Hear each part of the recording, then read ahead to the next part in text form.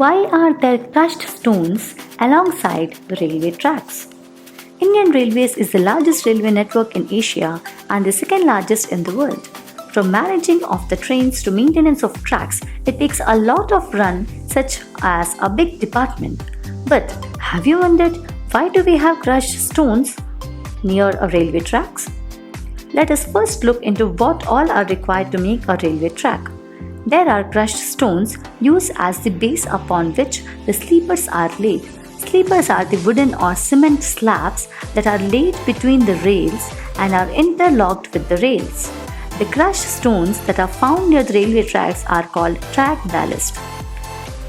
Not only supporting the rails, it has many other benefits that it serves. Ballast holds the rail sleepers in place, which in turn holds the rails in place. It helps in distributing the load of the entire moving cargo. The sharp edges of the crushed stones interlock with each other, help in load distribution. Due to thermal stresses, there is expansion and contraction of metal.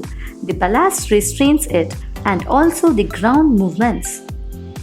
The ballast provides cushioning effect, rendering elastic property to the railway tracks. The air gaps present between the stones absorb the vibrations.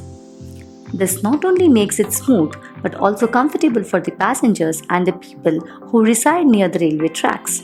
It not only absorbs vibration but also the sounds and noises made by the movements.